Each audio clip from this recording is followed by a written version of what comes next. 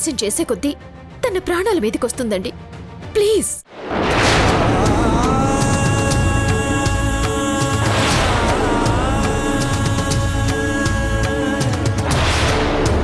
చంద్రిక, నువ్వు చెప్పినట్టుగానే నేను చేస్తాను. దయచేసి ఇంజెక్షన్ చేయించుకో. ఏమండి ఏమండి, మీరు చెప్పేదంతా నిజమేనని నాకు ఒట్టేసి చెప్పండి.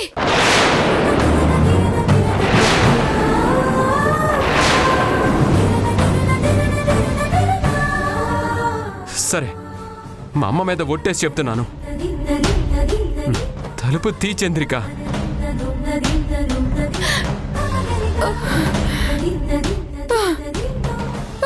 చంద్రిక చంద్రిక చంద్రిక చంద్రిక కాదు, అమ్మ మీద కాదు, నా మీద ఒట్టేసి చెప్పండి.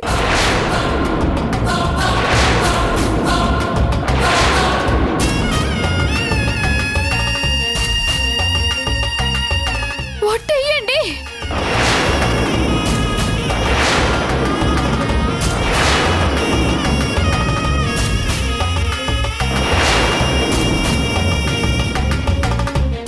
రేయ్, తన ప్రాణాలు కాపాడరా. నీ మీద ఒట్టేసి చెప్తున్నాను. నువ్వు చెప్పినట్టుగానే వింటాను. విడాకులు ఇస్తాను.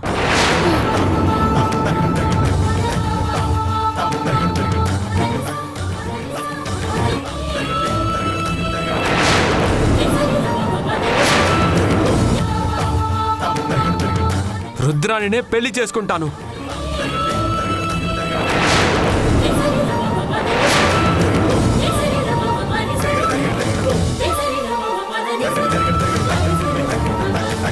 దయచేసి ట్రీట్మెంట్ చేయించుకో చంద్రిక. చంద్రిక, డాక్టర్ రండి. పూర్ణమిదం పూర్ణాత్ పూర్ణముదచ్యతే పూర్ణస్య పూర్ణమాదాయ. ఎందుకు స్వామి మాకిలాంటి పరిస్థితి కల్పించావు?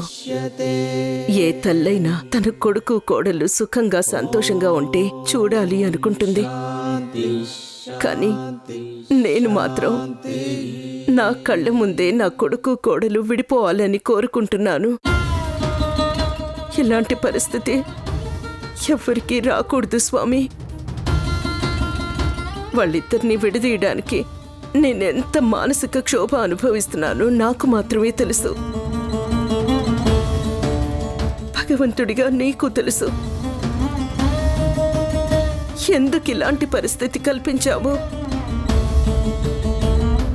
చంద్రిక కేవలం నా మాట నిలబెట్టడం కోసం తన ప్రాణం మీదకి తెచ్చుకుంది.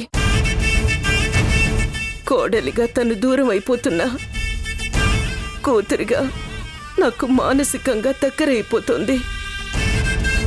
చూస్తూ చూస్తూ చంద్రికకి అన్యాయం జరుగుతుంటే చూసి తట్టుకోలేకపోతున్నాను. ఎందుకు ఇలాంటి పరిస్థితి?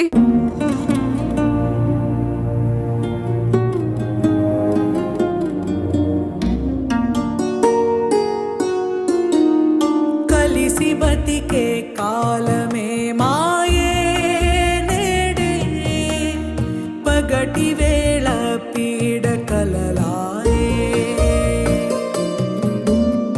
అలసిపోని ఆశలే మాయే అయ్యో గొలుసు కట్టు గోసలైపోయే పొరపాట్లు కొన్ని పంతాలతోని మరి అంతకీ తేలదు పంచాయితీ కలిసి బతికే కాలమే మాయే నేడే పగటి వేళ పీడ కలలాయే. ఎందుకంటే మీలో మీరే ఇంత బాధపడుతూ ఎందుకు ఆ జంటని విడదీయాలి అనుకుంటున్నారు? భరత్ గారిని చంద్రికని విడదీయటం మీకిష్టం లేదు అన్న విషయం మీ మొహం చూస్తేనే అర్థమైపోతుంది. మీరిక్కడ దేవుడి దగ్గర ఎంత బాధపడుతున్నారో నాకు తెలుస్తోందాంటీ. మీరు ఆ స్వామీజీ మాటలు నమ్మి అనవసరంగా జంటని విడదీస్తున్నారు. రాక్షసులకి వరాలిస్తే వరాలిచ్చిన వాళ్ళ నెత్తి మీదనే చేయి పెట్టి నాశనం చేస్తారని మనకి కథలు పురాణాలు చెప్తూనే ఉన్నాయి. ఆ రుద్రాణి కూడా అలాంటిదే, రాక్షస జాతికి చెందింది. అలాంటి వ్యక్తికి మీరు వరాలిచ్చి ఆ వరాన్ని నిలబెట్టుకోవటం కోసం దేవత లాంటి చంద్రికకి మీరు అన్యాయం చేయాలని చూస్తున్నారు. ఇది మంచి పద్ధతి కాదండి. ఇప్పటికైనా మించిపోయింది లేదు. మీరు రుద్రానికిచ్చిన మాట నిలబెట్టుకోవాలని చూస్తున్నారే తప్ప అటు చంద్రిక పరిస్థితి ఏమవుతుందో, ఈ పెళ్లి జరిగాక భరత్ జీవితం ఎలా సాగుతుందో అనే విషయం గురించి అసలు మీరు పట్టించుకోవటం లేదు. వద్దండి, నా మాట వినండి. దయచేసి ఆ జంటని మాత్రం విడదీయకండి. నేను చెప్తున్నాను కదా, ఒక్కసారి నా మాట వినండి. ఆ స్వామీజీ పెద్ద ఫ్రాడ్. నాకు తెలిసి అతను చెప్పిందంతా అబద్ధం.